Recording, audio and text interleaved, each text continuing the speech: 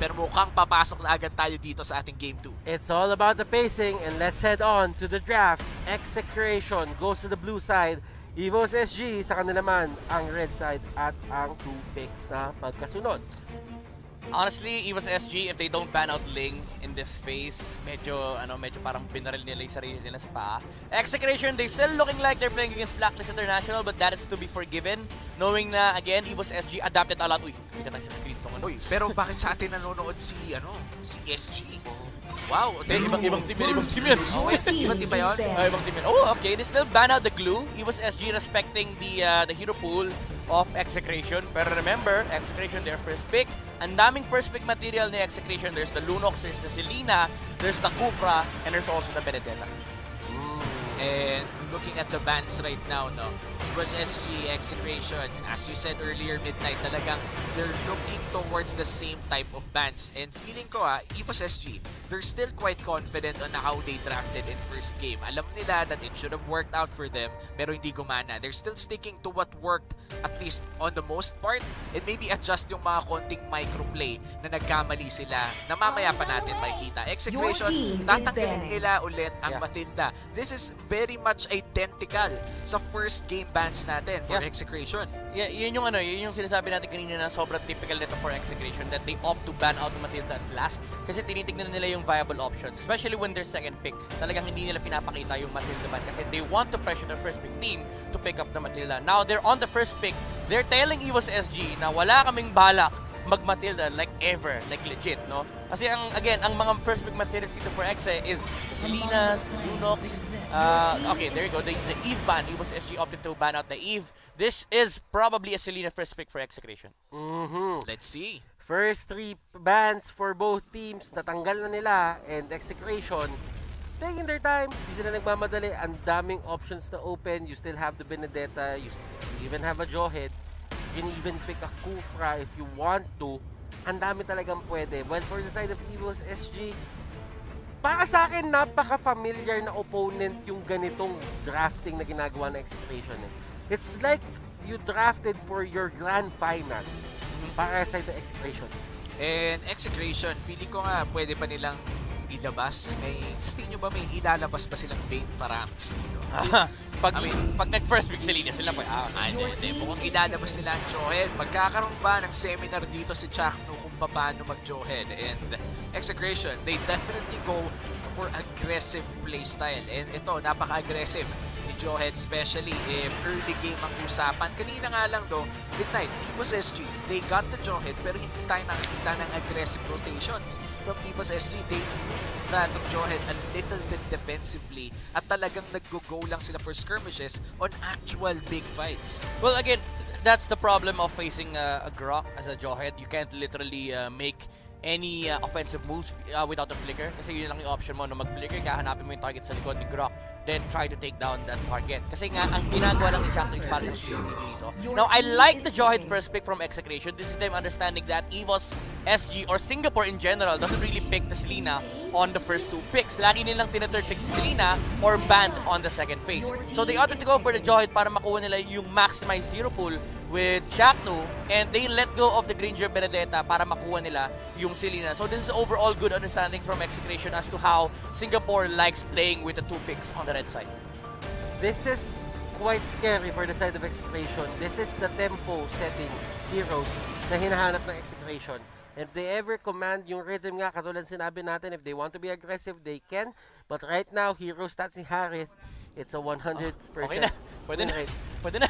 Anong pwede na? Hindi ko nakita. 100% win rate si Harith. Nako, syempre, 1 game pa lang, pero 100%. 4 games. 4 games ba? 4 games. So, match 4 na. Ayaw nga pala, sorry. Akala ko for this match lang, pero yeah, 100% win rate on this Harith, plus a Selena pick from Etomax. So, nabanggit ni Butters dito na merong tempo control ang Evos SG. But for Execration, feeling ko, yung tempo control nila, may skill shot lang. Kumbaga, pag kumagat ang kanilang Abyssal Arrow o kumagat yung eject sa tamang target, mabibreak nila yung tempo na meron ang Evos SG. But I love this Popol and Krupa pick, Talagang gusto nilang tapatan ang ibibigay ng Selena. And Popolet Koopa, Evos SG, that is going to be their Your pick. team is And banned. Execration, Lunox naman na kanila tinanggal. Well, for Evos SG, tinanggal nila yung Lord na pwedeng gamitin ni Kel VJ. Actually, I like the Popper and Koopa pickup from Evos SG. There's no Farsa potential anymore, as they already saw the Selena and Harith. Now you have to take out the Lancelot of KLVJ. Even if it's not the best assassin that Execration has played, it's really good against the lineup of Evos SG. Yung Popper and Koopa, Benedetta, and Granger, napakahirap labanan ng Lancelot if you have these three heroes. Unless they're willing to let go of the Lancelot and pick up something on the sideline, like for example, the Parats. Para lang may ma-maximize nila yung fact na pwede kasing i-pick ni Execration yung Selena tsaka Lancelot. So most likely parang alam mo, tinetelegraph lang ni Evos SG. Okay, maglalan Selena sa Exe, ang ganda ng first pick Barat sa atin sa second phase. Yeah, and they ban out the Pakito. Ibig sabihin, inopen nila yung sinasabi mong Lancelot and Execration. They ban out the Varsa, even if it's more of a reactive. Kumbaga, ayaw nilang may kalaban na Varsa on Evos SG side. Now, they have actually ang daming options ng Execration dito ngayon against Evos SG. The Selena against the Popol and Koopa alone would be a battle of information. But apart from that, the tempo could easily switch between two teams. The early damage coming in from Granger and Benedetta versus yung early potential na tumama yung mga skill shots nito ni Selena to the follow-up of the Jawhead. Again, Execration versus Evos SG, based on the first 3 picks alone, talagang magiging ito, ano yung term nyo doon? Yung pag sobrang ma-action Bakbakan. bakbakan? Well, balagbagan. Balagbagan. Action Jackson. Action Jackson. Madami. Hinahanap ko yung term eh. Kasi merong Action Jackson eh. Marami. Ayan yung Lance. Ayan na yung Okay, Lance. I pero like ito, it. Lance and Uranus, ang last pick ng Execration, last 2 picks rather, Evos SG, they go for Rafaela, which means there is a probability na kumuha na lang sila ng tank side laner kasi nga medyo kulang yung kanilang tanking potential.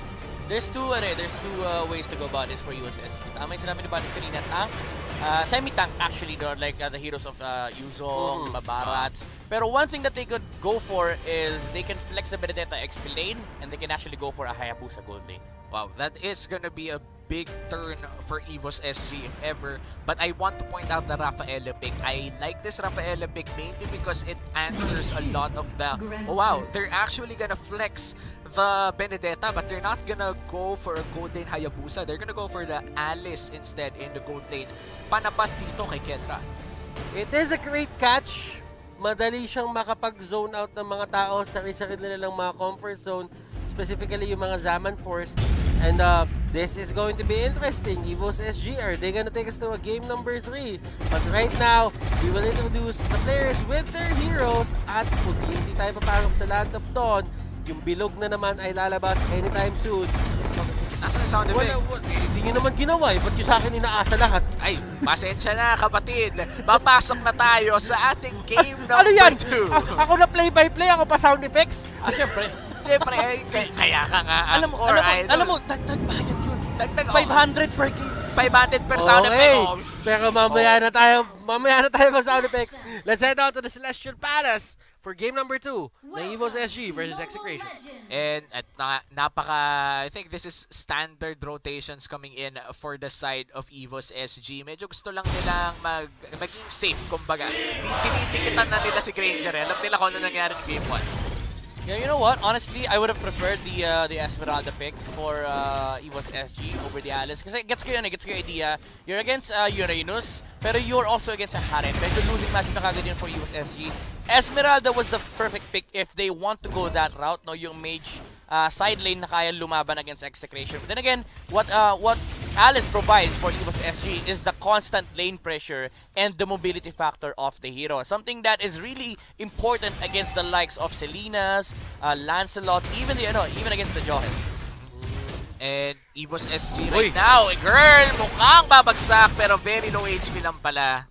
Good thing there's a Purify doon just to bail himself out. Pero kasi ang papansin mo dito for Evos SG, dalawang Purify na nila ang down.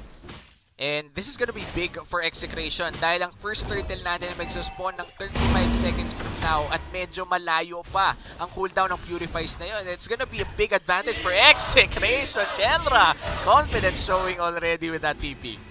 Binabawian no kaninong game 1. Pinatay mo ako.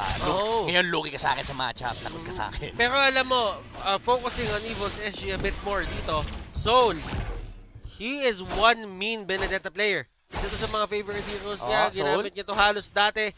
But Soul will just try to get away. Ayaw niya makipagsuntukan. Medyo mas mahaba kasi yung espada ni KillVJ ngayon. Medyo mas masakit. Level 4 na rin ang Lancelot na yun against sa level 3 Benedetta. So medyo egol talaga. They don't want to go for that fight. Pero Turtle bilis bumagsak. Mabilis talaga bumagsak, men.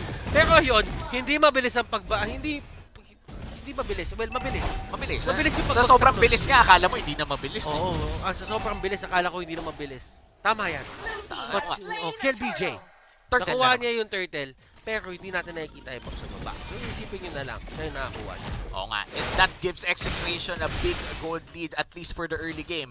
First Blood plus Turtle, that's an immediate 800 gold lead para sa Execration. Ano kayong gagawin nila dito sa tempo na sila yung nag-start? Kumbaga sila yung naglapag ng unang paa sa sayaw na mangyayari in this game. And tingnan mo yung pwesto dito na Execration, doon sa mapa ng Evos SG, masyado silang tapak dito sa may mismong gitna na ng tier 2 at tier 3 turrets. Gusto pumunta Singapore na rin siya. Nako, baka nga nasa Poland na dong, papasok na dun sa inhibitor. Ano gusto pumunta? Di ba nasa Singapore naman? Oo nga pala. Oo Tama naman. Anyway, Anyway, dito sa Execration for the Lancelot na. Again, sabi mo kanina na sila yung unang umapak dito sa dance floor ng Execration. They have a Selena, so they can get they can take resources much faster compared to Evos SG, and they're also playing Lancelot. As a Lancelot in a game, you'd want to establish at least 1,000 gold lead. Then you start taking up the resources of the enemy kasi kailangan leading ka talaga against the enemy para ma-burst on mo yung mga targets na gusto nyo patayin. And si Soul ang magiging target sa may kabila, but Kelra still alive! Oh, wow! Actually, grabe yun. ang galing ni Kelra dito, humanap ng lusot doon sa rotation ng 4 na tao. Evos SG, 4 yun. 4 na tao ang iniwasan ni Kelra, pero they're gonna go for the third instead at mukhang wala na magagawang Execration. Joke lang! Naubusan ng minion. Naubusan ng minion indeed. Potato. They might just actually give this up kasi nandito si Chaknu. Yeah. Ayaw nila pahuli pa. And si Pokemon dito. Oh! Naman, unstoppable force. Panis! Pero look at that arrow. Connection. Chak to max. Nako, it's gonna be another Pokemon na nahuli. Game 2 na, Gatakachimol pa rin, Butters. Gatakachimol, Kelra. Wala na siyang torre dito, pero he seems to be happy kasi nakakuha siya ng isang kill and never pa siya natitake down kahit may 4-man rotation na naganap. And speaking of 4-man rotations, nakaganti naman ang Execration doon sa taas. Actually habang nangyayari yung 4-man rotation, nagkaroon ng cross-map play si Execration, sila pa nakakuha ng kill. It's a third for a kill at mukhang Turtle pa nga mag-secure ng Execration dito unless may steal na magagana, pero Lancelot yan at truthful na. Napakahirap agawan yan. Thorn Rose, Retribution, lahat ng klase ng burst damage na gusto mong makita, pwede niya ibigay at kaya niya tansyahin yun. Depende sa kanyang damage output. And so, hindi niya kinakaya si Renjo dito.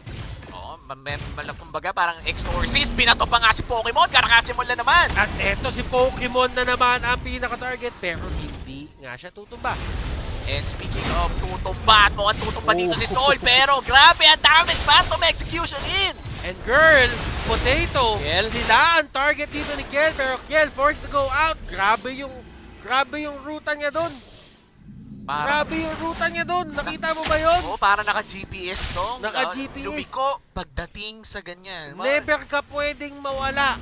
Sabi sa kanya ng GPS niya doon, pagka-dash mo kay pagka-dash mo doon kay Pokemon, turn left. Tapos, turn right. Si Chaknu, nakahuli ng isang member dito. Soul goes down, Pokemon goes down, and KLVJ wants more! Definitely wants more! And kinagat siya ni Kichudog. Masyadong mabilis, palibasa, naka-smart 5G. Sobrang bilis talaga ng pasok doon ni Kuya Mukian VJ, pero nakakagat Kumbaga, alam mo yung pag tumakbo ka ng mabilis sa aso, mas nalo kang hahabulin. Pero sa side track ko lang kayo, sinolo kill ni Ento Max si Soul sa top. Oo nga eh. Nako, alam mo tama, alam mo pag-usapan natin yan. Sinolo kill nung Selena, yung Benedetta. Gaano ka kalupit para magawa mo yun? Si Renjo dito, naiwasan lahat ng bullets. Pero yung last bullet pala ay tatama pa rin. Nagantay si Potato na mahawakan ng Alice para straight line. Hindi niya kailangan mag-isip kung saan niya itapon. Kung yun yung tipo na pag hindi pa tumama, kasalanan mo na yun. Wala nang slow, na-snare pa nga, and Potato, he lands all of the bullets at mukhang papasukin dito sa PJ. Battle Execution in! At gusto niya lang talaga mag-take Arrow. down nung ganong mga minions. Pero, wow, Evos, JPL, tatakbo lang sila.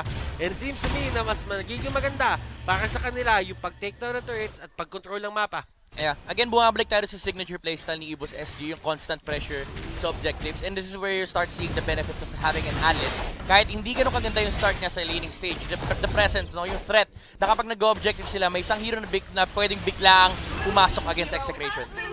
And Jack2 going in, ladies and gentlemen. At Oh, ang dami wow! niya. And Kelra, Zaman Force, hinahabol si Potato, and Potato can get out. Si JPL ang pinaka-next target para sa kanila, and Jack2, yung hinahabol kanina, siya na ang nahahabol pabalik. At tatakas na sila doon, keeping the casualties low.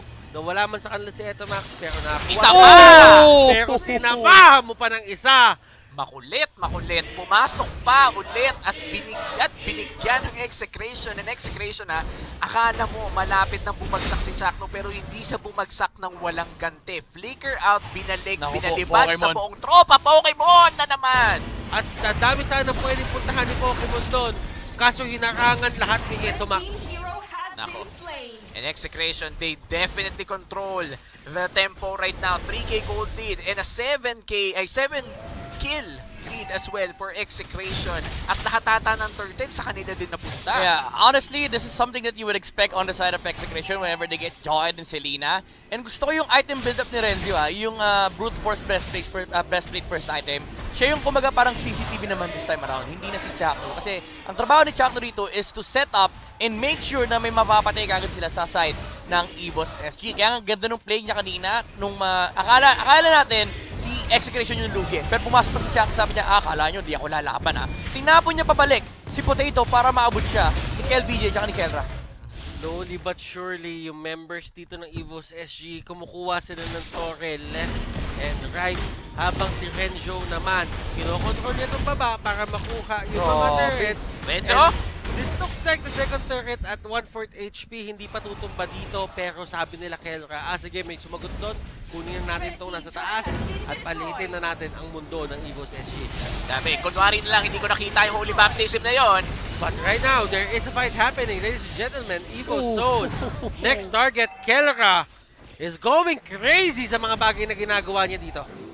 And I feel like Evos SG, they could have gotten that fight. Kaso hindi talaga tumama yung holy baptism ng Rafaela. If they got Kelra early with that ultimate, that could have been a different story. Pero nabigyan ng free reign si Kelra dahil nga doon sa hindi tumama ultimate, Zaman Force na pag, only dash, only damage, and kita naman kung gaano nakasakit si Kelra at this part of the game. 5-0-4. Unaharit. This is a dominating performance coming out from Execration, Evos SG. Considering na sobrang ganda ng start nila, it seems to me na hindi talaga nila mahawakan yung kalamangan na meron sila pagdating sa early game papuntang mid game. Yeah, medyo nakikita din kasi natin yung playstyle ng Evos SG. They're really Oy! not good. Tinamaan na naman! Sa pool, Grabe, isa siya na pa. naman. Ay, mukhang may takas. Safe na. Efas siya doon, efas siya. Pero muntikan na naman ni Renzo. Makatakas kaya siya dito. Final bullet pa tumama. But still, fact remains, kahit ma-take down yung si Renzo, there is still pressure on other sides of the map. And mapapansin ninyo, it takes a lot of resources. Ang daming resources na nasasayang kapag tinitake down mo ang isang Uranus at full HP. Yeah. And Takes again, a lot. we go back to the idea na si Evos SG, hindi nila talaga playstyle na kailangan nila protektahan si Potato. As much as possible, they want to be the ones who are putting the pressure against Execration. But then again, you are playing into Assassins. Actually, ang daming pwedeng pampatay ng Execration to anybody on the side of Evos SG. Kapag tinamaan ka ng araw, patay ka. Pag nahuli ka ni Chaknu, patay ka. Kapag nakita ka ni KLVJ, patay ka rin. So, ang daming options na Execration to get pickups. And at the same time, yung team fight nila, lamang pa sila kasi yung team fight ng Evos SG, it's an Alice, and you naturally just lose to a Harith. And looking at the stats right now for Evos SG, feeling ko hindi dapat sila kukulangin sa damage. But then again, the Benedetta is 0-4-0. Dapat hindi sila kinukulang sa damage dito. They have 2 supports, sure. Pero meron silang Benedetta. Kaso nga lang, 0-4-0. The moment na hindi magkaroon ng maraming items or at least 2 items on time ang isang Benedetta, medyo kukulangin talaga ang damage. Even when you land the Electro final blow. But you do have to remember, late game potential, there is some in Evos SG. The Alice is there. Considering pa na talagang kailangan pang i-set up or kailangan pa talagang patagalin yung laro para sa kanila ngayon. But for the side of Execration, they do have the Harith. Meron pa silang KLVJ dito at Etomax na kayang mag-pick up ng kahit sino at certain moments, and si Chaktu pwede pa siya maghain ng kills para sa teammates niya. Despite being dangerous for Execration, they will be securing this Lord. Pero konti na lang That could have been a 3v5 or a 3v4 for Evos SG pero hindi nila kinuha. They didn't risk it. Yeah, things will about to become worse for Evos SG. Na-pick up na yung Divine Glaive kay Kelrad. That Harith, yung damage output itong taong to, it's gonna hurt a lot on the side of Evos SG. Disol, tumatakbo, tinatakbuhan niya talaga at yung Evos SG, hindi na sila lumalayo doon sa kanilang base.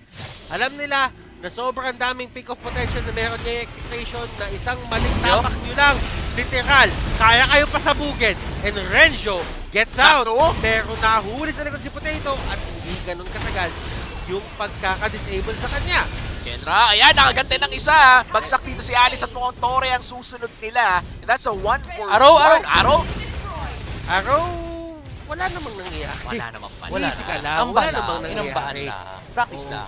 Kinagat lang. Konting pagpasarap. And as you can see, there is a Lord going for the turret doon sa may taas. And unti-unting nawawalan dito ng space ang side ng Evos SG at tumama na naman kay Soul. Pero Soul is much more ready sa mga ganyang areas. Kumbaga parang may arrow to the heart, laging may arrow to the stomach naman dito sa ating game. Grabe si ito, sobrang lalim naman. Sobrang lalim. Imagine mo dong, sobrang lalim ng abyssal arrow, lumulusot na sa puso, diretsong kaluluwa na. Ganong asintado si ito, Max. Execration, they are just lurking the area. Kumbaga, ito yung pinakalamang nila para sa akin Like, meron din naman ganito yung side ng Evos SG. Pero I feel for Execration, yung freedom na meron sila sa mapa ngayon, parang dali maglagay ng abyssal trap. Para talaga makita yung mga tao sa paligid, pero si Chakra yung pinakalikod. And they're just gonna back off. Ayaw nila mag-engage. Disengage lang sila. I mean, at this point, Execration, they're just looking to get all the resources on the side of Evos SG. Kapag may tinama ng araw, we go for it. Kapag may lumabas at natala na ng Chakra, we go for it. Pokemon! Naku po, meron siyang truncheon dito, pero this might be a disaster for Evos SG. Pumapasok. Yung pana hindi tatama pero walang silang pakialam doon. Renjo and the others, they go in. Binato pa ni Chakno si Renjo palabas para save siya. 2 members on the side of Evos SG down. Renjo and the others, andito sila sa area, and si Selena nasa labas. Bato lang siya ng bato ng pana at hindi na naman tatama, pero those are good arrows kasi laging nasa-zone out, laging na-isolate yung ibang members ito. The side ng Evos SG at eto na si KLVJ going in! Phantom Execution! Tumama sa karamihan! And that is going to be it. Walang buhay dito para sa side ng Evos SG and Execration. They take the series with a 2-0